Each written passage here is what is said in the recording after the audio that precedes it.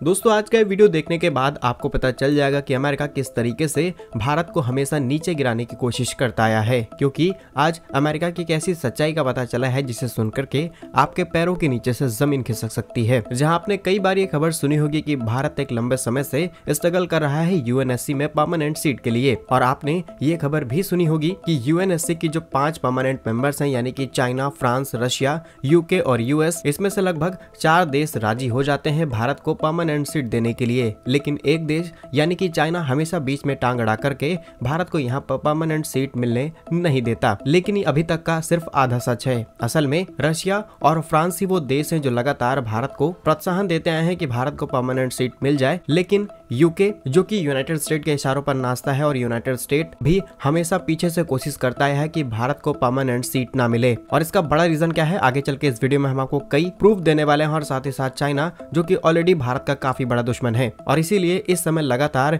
United Nations 2.0 हमेशा से ही चर्चा में रहता है, क्योंकि 70-80 सालों पहले बना ये 5 देशों का संगठन अब नए मॉडर्न डेज के हिसाब से नए रिफॉर्म्स नहीं कर पा रहा। इसीलिए भारत ने न सिर्फ परमानेंट सीट की डिमांड की है, बल्कि यहाँ पर परमानेंट मेंबर्स की संख्या यानी कि G4 कंट्रीज को भी इंक्लूड करने की बात कही। तो आइए अमेरिका के इस दोगलेपन को इस वीडियो में समझने की कोशिश करते हैं। मैं सपोर्ट करने के लिए इस वीडियो को छोटा सा लाइक और चैनल को सब्सक्राइब जरूर कीजिएगा। दोस्तों यूनाइटेड नेशंस सिक्योरिटी काउंसिल एक ऐसा संगठन है जहाँ पर जो परमानेंट सीट वाले मेंबर्स हैं उनको वीटो पावर मिलती है, और वीटो पावर के इस्तेमाल से वो देश बड़े से बड़े एक्शंस ले सकता है और कोई भी बड़ा देश यहाँ पर बीच में इंटरफेयर नहीं करेगा। और इसीलिए चाइना भारत को यहाँ पर परमानेंट सीट का मेंबर नहीं बनने देता। असल में अगर भारत को वीटो पावर यानी कि यूनाइटेड नेशन सिक्योरिटी काउंसिल की परमानेंट सीट मिल जाती है तो भारत पीओ से और इधर चीन वाला हिस्सा पूरी तरीके से अपने कब्जे में ले लेगा, और हम सीधे कांटेक्ट बना पाएंगे अफगानिस्तान के साथ, और अफगानिस्तान से होते हुए हम सीधे रशिया पहुंच जाएंगे। यानी कि हम रशिया से सीधे पेट्रोल और डीजल इंपोर्ट करा सकते हैं, जिसकी कीमतें भारत के अंदर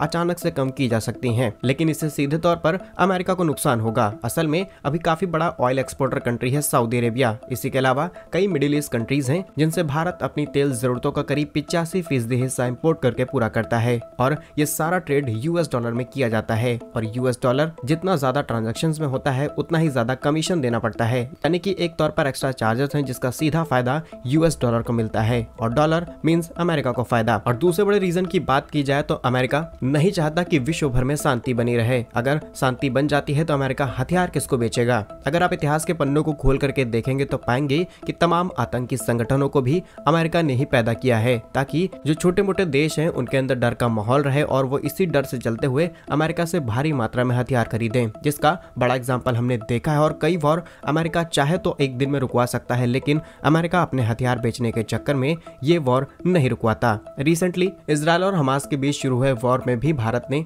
सिविलियंस की मौत पर सवाल उठाए हैं। इसके बावजूद भी अमेरिका ने काफी बड़ी हथियारों की सप्लाई इजराइल को भेज दी है। अब यहाँ पर कौन सही है कौन गलत, इसका फैसला या फिर कोई ओपिनियन हम अपनी तरफ से नहीं दे रहे हैं, लेकिन जहाँ पर लोगों की जान जाए वहाँ पर भारत हमेशा से ही बोलता आया है। लेकिन इसका समाधान क्या है? तो रिसेंटली भारत के विदेश मंत्री एस जयशंकर जी ने एक स्टेटमेंट दिया है कि अब भारत जैसे सभी देशों को मिलकर के यूनाइटेड नेशन 2.0 फॉर्म करना चाहिए, यानी कि यहाँ पर नए दिनों के हिसाब से यानी कि आने वाले भविष्य के हिसाब से एक ऑर्गेनाइजेशन बनानी चाहिए जिसकी मदद से लोगों की हेल्प की जा सके, लोगों तक फूड सिक्योरिटी पहुंचाई जा सके और तमाम तरीके की सुविधाएं लोगों तक पहुंचाई जा सके। क्योंकि जो परमानेंट मेंबर हैं यूएनएससी के वो सिर्फ अपने फायदे के चलते हुए फैसले बदलते रहते हैं। यदि आप भी चाहते हैं कि अब यूएन 2.0 बनना चाहिए तो कमेंट बॉक्स में यूएन 2.0 जरूर लिखिएगा। भारत के ऐसे ही यूजफुल इन्फॉर्मेटिव वीडियोस पाने के लिए चैनल को सब्सक्राइब, वीडियो को लाइक जरूर कीजिएगा। मिलेंगे हम आपको एक नई और इंटरेस्टिंग वीडियो में, तब तक के लिए वंदे मातरम, भारत माता की जय।